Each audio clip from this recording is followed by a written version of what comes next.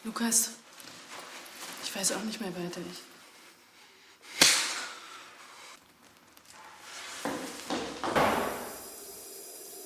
Di awal film terlihat percakapan antara seorang wanita bernama Karen dan suaminya Jack. Jack menyampaikan rencananya untuk membeli rumah baru sebagai persiapan kepindahan mereka ke kota lain. Namun Karen tidak terlalu menanggapi karena ia ingin segera berangkat mengajar. Karen merupakan seorang dosen yang berdedikasi tinggi dan penuh tanggung jawab terhadap pekerjaannya.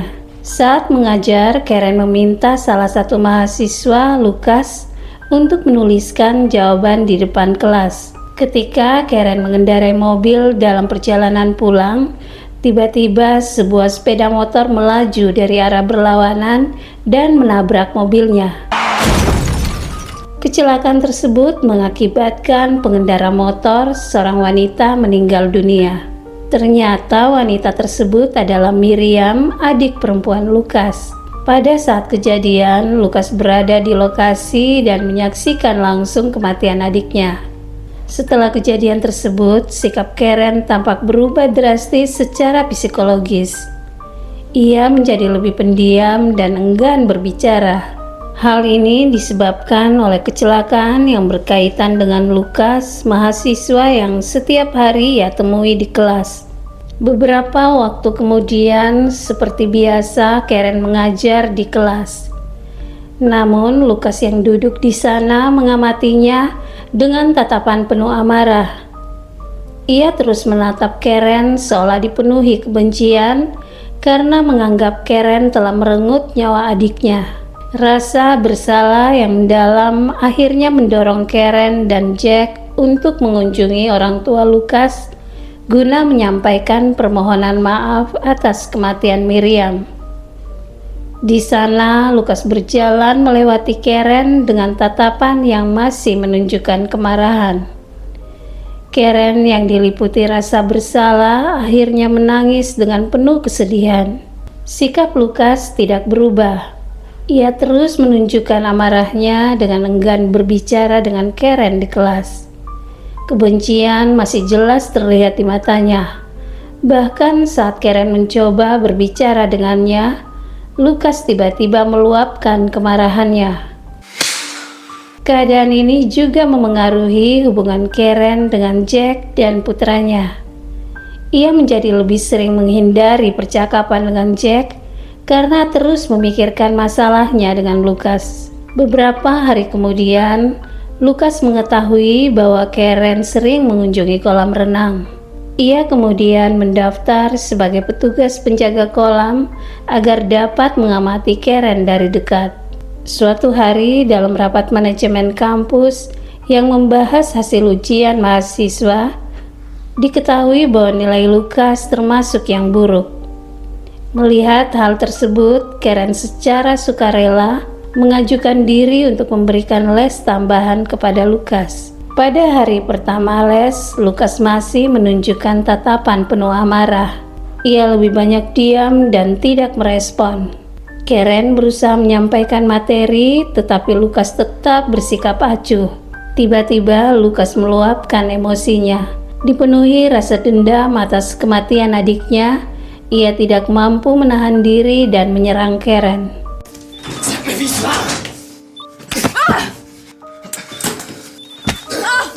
Namun setelah kejadian itu, keduanya justru duduk bersama di lantai. Lukas tampak mulai meredakan emosinya, seolah ingin berdamai dengan Karen. Kemudian Karen terlihat bersama Jack di suatu tempat. Jack menyadari adanya luka lebam di wajah Karen dan menanyakannya. Namun Karen beralasan bahwa luka tersebut disebabkan oleh benturan di kolam renang. Keesokan harinya Karen kembali ke kolam renang. Lukas yang sedang bertugas diam-diam mengamatinya saat ia berjalan menuju ruang ganti lalu menghampirinya. Karen hanya terdiam seolah menyerah dan tidak ingin melawan. Dari situ hubungan keduanya berkembang menjadi sebuah romansa. Pada akhirnya Karen terlihat duduk di tepi pantai dengan wajah menengadah ke langit. Ia tampak seolah telah menuntaskan beban batin yang selama ini menghantuinya akibat kematian Miriam. Sebuah beban yang hanya dapat dilepaskan melalui pengorbanan yang tidak mudah. Karen kini mulai merasa nyaman berada di dekat Lukas. Kebersamaan yang mereka jalani perlahan menghadirkan rasa tenang yang sebelumnya sulit ia rasakan.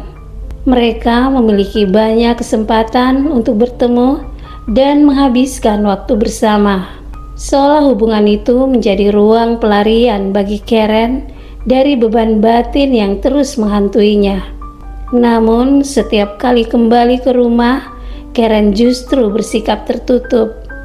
Ia tampak enggan berbicara dengan Jack, bahkan ketika Jack dengan cemas menanyakan keberadaannya sepanjang hari. Karen kembali menemui Lukas dan menikmati waktu bersama, terutama saat mereka berenang di kolam renang.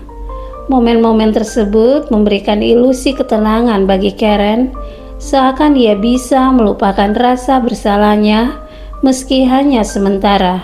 Akan tetapi setibanya di rumah, ketegangan antara Karen dan Jack semakin memuncak.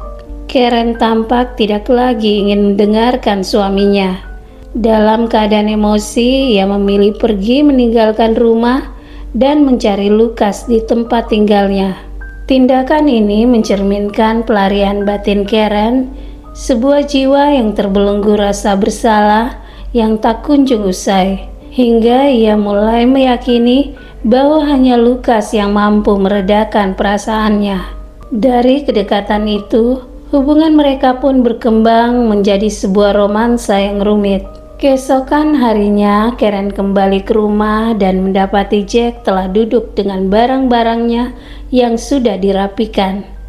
Suasana terasa hening dan penuh ketegangan, menandakan sebuah keputusan besar telah diambil. Jack berniat pergi meninggalkan Karen. Dalam keputusasaan, Karen berusaha berbicara dan memohon maaf, berharap masih ada kesempatan untuk memperbaiki keadaan. Namun Jack tetap pada keputusannya.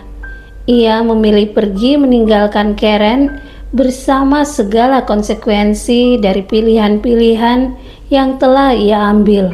Di akhir film, Karen tampak merebahkan tubuhnya di tempat tidur dengan ekspresi yang sulit dibaca. Ia terlihat seolah telah mencapai titik akhir dari pergulatan batinnya. Dalam diam, Karen seperti menyatakan bahwa ia telah menuntaskan rasa bersalahnya atas kematian Miriam, sebuah beban emosional yang selama ini menguasai hidupnya, meskipun harus dibayar dengan kehilangan dan kehancuran dalam kehidupannya sendiri. Film pun selesai. Terima kasih telah menonton dan sampai jumpa.